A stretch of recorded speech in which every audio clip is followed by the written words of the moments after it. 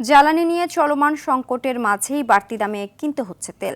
রাজধানীর বেশিরভাগ পাম্পে আজও সকাল থেকে তেলের জন্য যানবাহনের দীর্ঘ লাইন। একদিকে বাড়তি দাম, অন্যদিকে দীর্ঘ অপেক্ষায় দুর্ভোগ আরও বেড়েছে গাড়ির মালিক ও চালকদের। এদিকে পেট্রোলিয়াম কর্পোরেশন বিপিসি দেশের সব ফিলিং স্টেশনে জ্বালানি তেলের সরবরাহ বাড়ানোর পরেও কমছে না দীর্ঘ লাইন।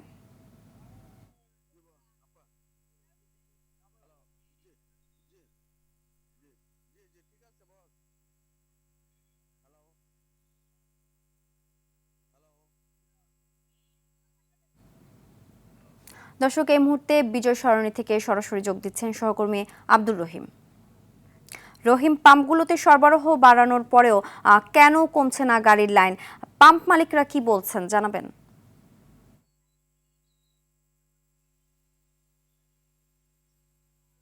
রাজধানীর বেশ কয়েকটি পাম্পে আমরা ঘুরেছি এবং আমরা যেমনটি দেখেছি গতকালকে পর্যন্ত পাম্পের যেই সিরিয়াল ছিল দীর্ঘ লাইন, সে লাইন কিন্তু আজকে কিছুটা কমে এসেছে বলে আমরা দেখতে পেয়েছি। এবং আমি রয়েছি বর্তমানে ট্রাস্টে যদি আমরা দেখানোর চেষ্টা করি একটু যে গাড়ির সিরিয়াল রয়েছে, তবে আগের মতো যে অনেক সিরিয়াল থাকতো সেটি কমে এসেছে। এবং আজকে প্রধানমন্ত্রী কার্যালয় পর্যন্ত কিন্তু গাড়ির সিরিয়াল যায় নাই এবং আমরা অন্যান্য যে পাম্পগুলোতে গিয়েছি সেখানেও কিন্তু একই অবস্থা দেখেছি। এবং আরেকটি বিষয় জানিয়ে রাখতে চাই যে ফুয়েল যে অ্যাপস, সেই অ্যাপসের মাধ্যমে যাদের অ্যাপসে রয়েছে তাদেরকে 1400 টাকার তেল দেওয়া হচ্ছে এবং যাদের ফুয়েল অ্যাপস নেই তাদেরকে 1000 টাকার তেল দেওয়া হচ্ছে। এছাড়াও আমরা দেখেছি প্রাইভেট কার এবং বড় যে গাড়িগুলো তাদেরকে 4500 থেকে 5000 টাকা এবং 6000 টাকার তেল পর্যন্ত আমরা দিতে দেখেছি।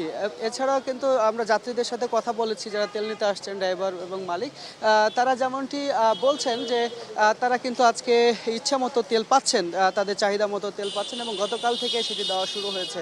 এবং আরেকটি তথ্য আপনাকে জানিয়ে রাখতে চাই, গতকাল থেকে কিন্তু বিপিসি কিন্তু 20% তেল সরবরাহ বৃদ্ধি করেছে বলে আমরা জানতে পেরেছি। এবং তারপর থেকেই কিন্তু গ্রাহকরা তাদের চাহিদা মতো তেল পাচ্ছেন এবং সেই তেল পাওয়ার পর থেকে কিন্তু আজকে কিছুটা সিরিয়াল কমেছে। এবং সংশ্লিষ্টরা মনে করছেন যে আজকের পর থেকে হয়তোবা এই যে দীর্ঘ সংকটটা কিন্তু কমে আসবে এবং এই দীর্ঘ যে লাইন সেটিও কিন্তু কমে আসার সম্ভাবনা রয়েছে বলে আমরা জানতে পেরেছি।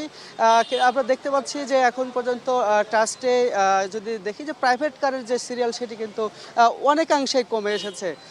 তো সব মিলে বলা যায় যে কিছুটা গাড়ির যে দীর্ঘ লাইন সেটি কিন্তু কমে আসছে এবং বাড়তি যে দাম সেটি কিন্তু প্রভাব পড়েছে জ্বালানি তেলে এবং কিছুটা যেই সংকট সেই সংকটটাকে কাটিয়ে ওঠার চেষ্টা করছে সরকার। সব মিলে বলা যায় যে আর অল্প কয়েকদিনের মধ্যে পরিস্থিতি স্বাভাবিক হতে পারে বলে ধারণা করা হচ্ছে। তো এই ছিল আমার কাছে ট্রাস্ট পাম্প থেকে সর্বশেষ। সিনথিয়া, ধন্যবাদ। জ্বালানি তেলের তীব্র সংকট চলছে ঝালকাঠিতে। এ বিষয়ে আরো জানাতে সেখান থেকে সরাসরি যোগ দিচ্ছেন সহকর্মী জহিরুল ইসলাম জলিল।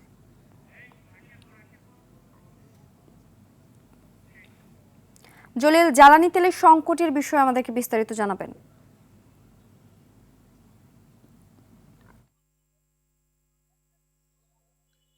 ছিনতিয়া সারা দেশের মতো ঝালকাঠিতেও কিন্তু আমরা লক্ষ্য করতে পারছি যে পেট্রোল পাম্পগুলোতে এখনো কিন্তু তীব্র সংকট রয়ে গেছে।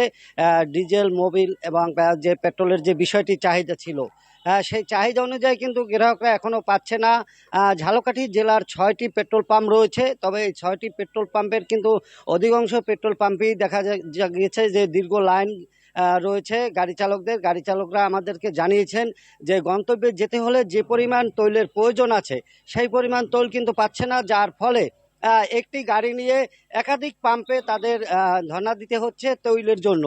তবে ঝালকাঠির যে প্রধান দুটি ডিপো রয়েছে পদ্মা এবং মেঘনা, সেই কর্তৃপক্ষের সাথে কিন্তু আমরা কথা বলেছি। ডিপো কর্তৃপক্ষ আমাদেরকে জানিয়েছে যে ঝালকাঠি জেলায় পর্যাপ্ত পরিমাণ তৈল আছে, কিন্তু পর্যাপ্ত পরিমাণ তৈল থাকার পরেও যে গ্রাহকরা তৈল পাচ্ছেন না। এবং পেট্রোল পাম্প মালিক সমিতির সাথে আমরা কথা বলেছি, তারা বলছেন যে ডিপো কর্তৃপক্ষের কাছে যে তাদের যে প্রতিদিনের যে চাহিদা আছে সেই চাহিদা অনুযায়ী তারা কিন্তু তৈল পাচ্ছেন না, না পাওয়ার ফলে কিন্তু এই যে তীব্র সংকট সেটি রয়ে গেছে। এর পাশাপাশি যে তৈলের নতুন দাম যে নির্ধারণ করা হয়েছে সেই দামের ফলে কিন্তু সাধারণ যে গ্রাহক রয়েছে তারা কিন্তু চরম একটি ভোগান্তির শিকার হচ্ছে। তবে একদিকে তৈল যেমন পাচ্ছে না, তেমনি আবার বেশি দামে তৈল কিনতে হচ্ছে। খোলা বাজারে ঝালকাঠিতে তৈল বিক্রি হচ্ছে পেট্রোল প্রতি লিটার ধন্যবাদ।